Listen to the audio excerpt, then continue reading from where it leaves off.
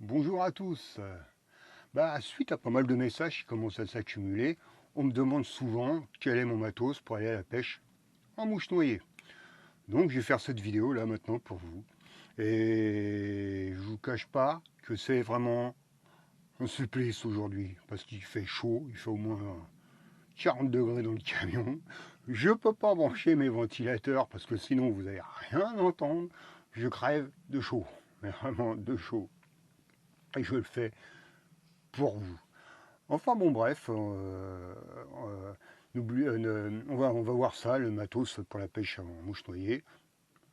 C'est pas, c'est pas onéreux. On n'a pas besoin d'avoir un grand stock de machins, de bidules comme on voit sur les sites de vente de pêche à la mouche. C'est une pêche simple.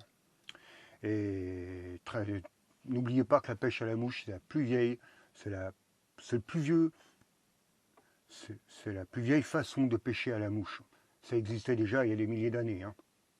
Donc c'était une pêche qui a été élaborée par des gens du cru, des gens rustiques, des gens qui connaissaient parfaitement leur milieu. Donc c'est des paysans qui ont fait ça. Paysans dans le côté noble de la chose, hein, pas paysans que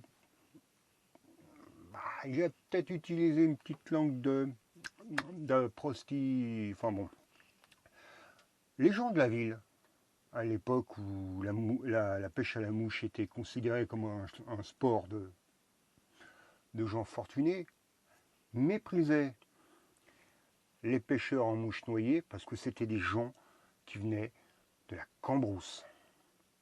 Voilà. Si la pêche à la mouche noyée, beaucoup encore méprisent, ça vient de là. Quand ces fameux parigots, ces grands bourgeois descendaient sur une rivière, les chapeaux à plumes, comme ils les appelaient les paysans, ils étalaient tout leur mépris. Donc, ça ne sert à rien de se compliquer la vie. Les bourges aiment se compliquer la vie, tant pis pour eux. Nous, c'est une pêche de mouche simple. Pêche à la mouche, mais vraiment simple. C'est pas onéreux, on se prend pas la tête. Et puis on se marre quand même. Bon allez, je vais vous montrer tout ça. Et puis voilà.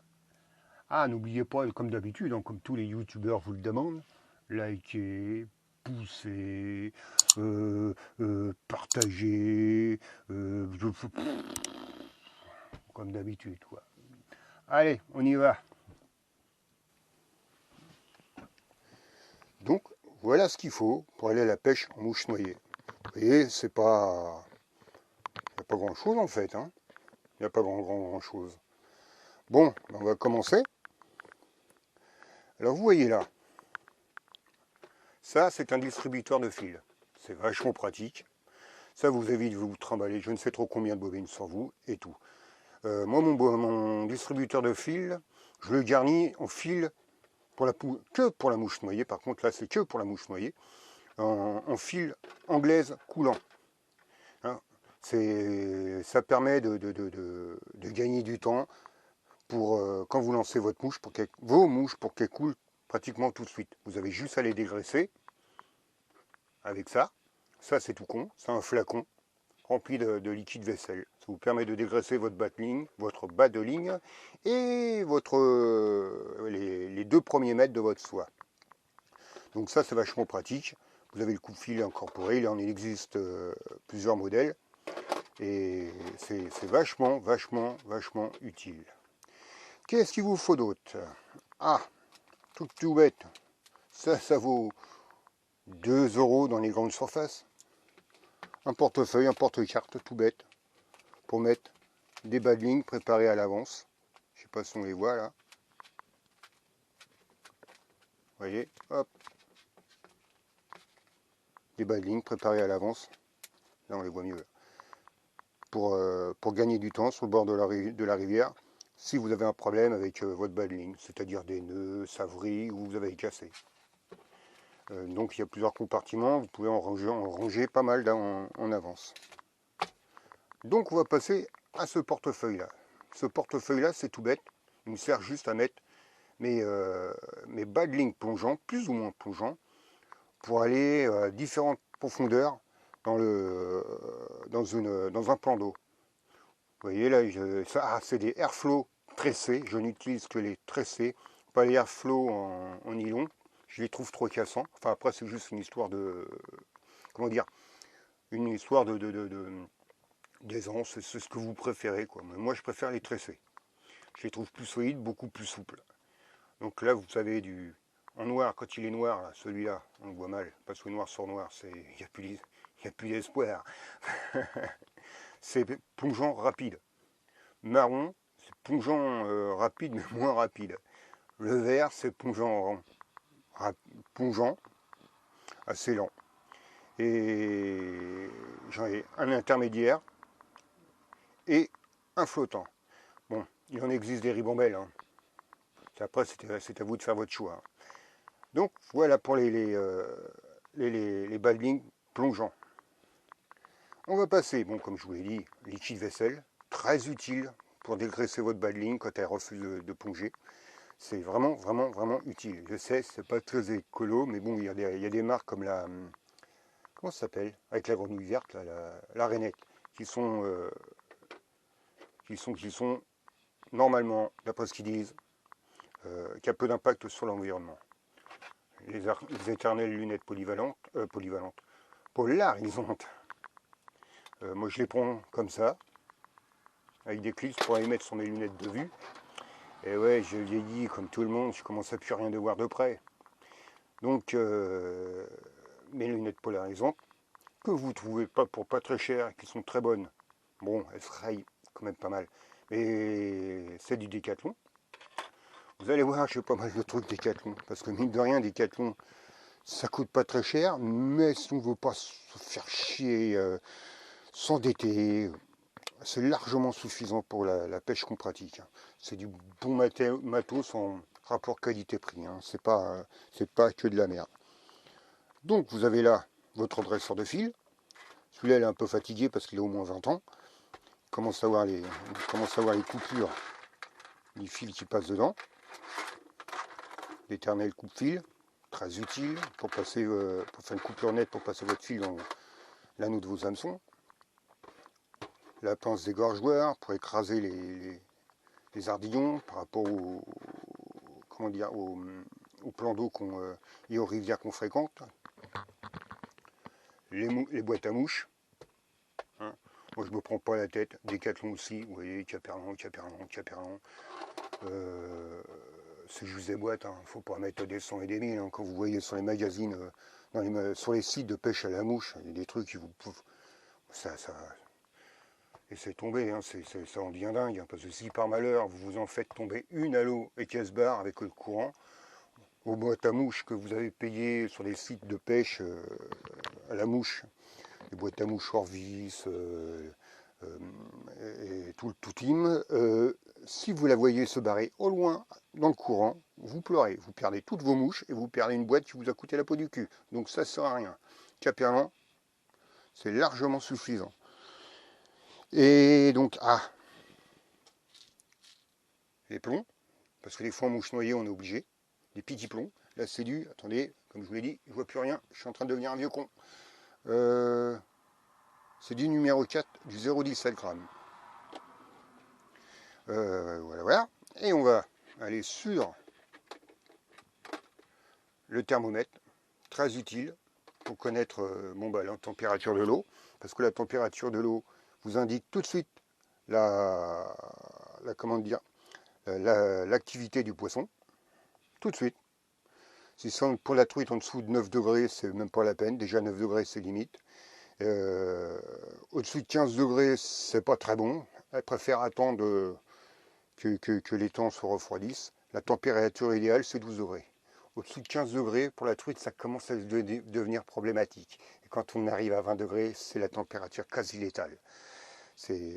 Quand nous à 15 degrés, c'est pas fait pour la truite. Hein. Pas du tout. Hein. Donc c'est très utile. Vous voyez, moi j'ai accroché l'anneau à de la tresse. Et puis j'ai mis ça autour d'un fuseau pour aller à la pêche de pêche au cou. Comme ça, je la jette, je ramène, et plus de problème. La passoire, pour savoir ce qui est clos dans l'eau. Je vous en avais déjà parlé, mais j'ai paumé l'ancienne, donc j'ai dû en racheter une nouvelle. Qui a un trou, en plus. Ah, les enfoirés m'ont volé. Enfin bon, c'est pas grave. Une bonne passoire, l'épuisette. Après, c'est à vous de prendre le modèle qui vous convient. Soit l'épuisette comme ça, l'épuisette raquette, l'épuisette qui se déploie auto-dépliante. Enfin, il y a toute une gamme, quoi. Hein. C'est à vous de faire votre choix par rapport à vos goûts. Qu'est-ce qu'on n'a pas vu d'autre? Qu'est-ce qu'on n'a pas vu d'autre? Ah bah, la canne. Je suis con. Alors, moi, c'est une JMC Synergie. Voilà. Synergie. Calice. Pour soi numéro 5. Très très bonne canne que j'ai achetée l'année dernière au mois d'août, il me semble. Parce que mon ancienne canne avait cassé. Elle avait rendu l'âme. Vous la voyez sur ma vidéo. Heptebank oui, Heptebank non. Quand je vais pêcher sur l'Hepte, elle m'a rendu l'âme ce soir-là. Donc voilà pour tout pour ma canne. Mon moulinet, mon moulinet, c'est mon tout premier moulinet que je me suis acheté dans ma vie. Ce moulinet-là, il a, bon, bah, j'habitais encore, j'ai eu quand j'étais gamin, après 87, ouais, j'ai dû l'avoir en 1987. Donc ce truc-là a presque 40 ans. C'est de la marque Lida. Le modèle, je ne peux pas vous le dire parce que ça s'est effacé. C'est un moulinet que j'avais acheté dans une armurerie à Gisors, qui n'existe plus d'ailleurs. Donc il marche encore. Et je n'ai rien changé, hein. Pas une pièce. Hein. Même pas un ressort. Hein. Et je l'entretiens pas particulièrement bien. Hein. Vous voyez, c'est de la tôle emboutie, c'est tout ce qu'il faut. C'est de l'antique, du rustique, c'est du costaud. Donc il marche encore. Et on va terminer par mon panier.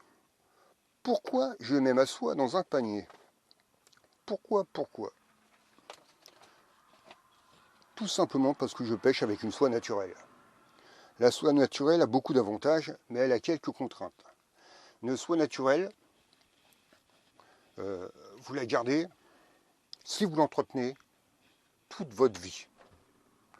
C'est-à-dire qu'il faut tous les soirs ne pas la rembobiner, la mettre dans un panier, la laisser sécher et la graisser. Bon, en mouche noyée, on la graisse moins que quand on pêche en mouche sèche, mais il faut la graisser quand même, sinon elle devient cassante.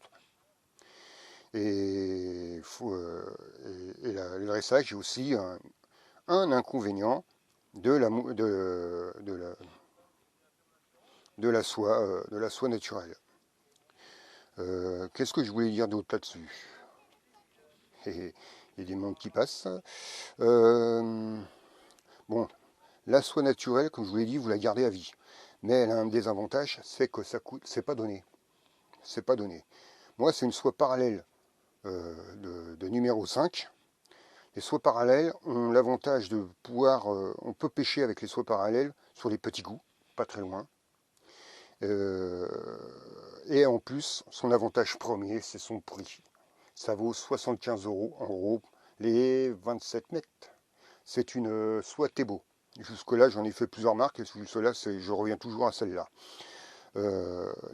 Donc, ça fait 27 mètres, il me semble. C'est une soie naturelle en numéro 5. Ça permet de les poser délicat.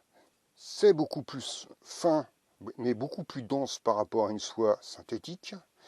La soie naturelle a l'avantage, quand elle passe dans les anneaux, ne pas vous user prématurément l'anneau de vos cannes. Quasiment pas, ça s'use quasiment pas. Ma canne qui a cassé l'année dernière, elle commençait à peine, au bout de 10 ans de vie, 10 ans de vie avec des soies naturelles, à s'user. Elle commençait à peine.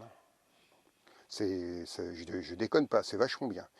Et l'avantage aussi qui est bien dans les soies naturelles, c'est que quand vous pêchez et que vous avez vous avez 2-3 mètres de soie, même pas 1 mètre de soie qui est sortie de votre canne, ça évite qu'elle tombe dans vos anneaux sans arrêt. Ça, avec une soie naturelle, c'est le pied, parce que ça fait, il n'y a pas ce genre de phénomène à la con qui est vraiment désagréable avec les soies synthétiques. Mais bon, comme je vous l'ai dit, les soies naturelles demandent un petit entretien, un minimum d'entretien. Je ne sais pas si vous avez vu sur le vidéo, sur le net, vous avez une vidéo ça s'appelle Papy prend la mouche. Papy prend la mouche ou Papy fait mouche. C'est avec un très grand pêcheur à la mouche. Je ne sais pas s'il est encore de ce monde, parce qu'il était déjà âgé quand il a fait cette vidéo. Et merde, son nom m'échappe. Je vais vous le mettre en description. Donc il vous parle, c'est un passionné de pêche à la mouche. Il vous récolte des hameçons qu'on s'entend, du matériel qui antique. Il les collectionne. Et parmi sa collection, il y a une ribambelle de soies naturelles. Des soies qu'on s'entend et qui sont toujours intactes. C'est hallucinant la longévité que ça peut avoir comme matériel. Donc voilà, comme je vous l'ai dit, je la mets dans un panier pour qu'elle sèche. Parce que si elle ne sèche pas, elle pourrit. Si elle pourrit, elle devient cassante. Donc voilà sur le petit matos pour la pêche en noyer. Ah mais aussi, hein, l'éternel gilet, si ça vous convient, ou alors si pour vous préférez la bourriche. Le bout de papier à étui pour éponger les mouches trop imbibées d'eau. Quand je suis en sèche par contre. Donc voilà. Qu'est-ce qu'on peut dire d'autre? Bah voilà, on a fait le tour. Je vais vous faire une prochaine vidéo pour le montage, puis on va peut-être s'arrêter là. Hein. Donc vous ne vous prenez pas la tête, restez simple. N'allez pas dans tous les gadgets et tout. Ah si, vous pouvez éventuellement, mais c'est pas nécessaire, avoir une pompe stomacale. C'est une pompe avec une poire que vous introduisez dans l'œsophage de la truite. Si vous pêchez une truite, évidemment, vous pompez le contenu de son estomac et vous voyez ce qu'elle mange. Tout simplement. Et bon, sur certains, il me semble que ça a été interdit sur certains parcours. Mais heureusement d'ailleurs, parce qu'il y a un petit apprentissage avant. Hein. Ça ne s'utilise pas comme ça. Si vous l'utilisez comme un bourrin, vous faites du mal à cette pauvre bête. Donc voilà. Voilà. Donc bah, sur ce, je vais vous laisser. Hop,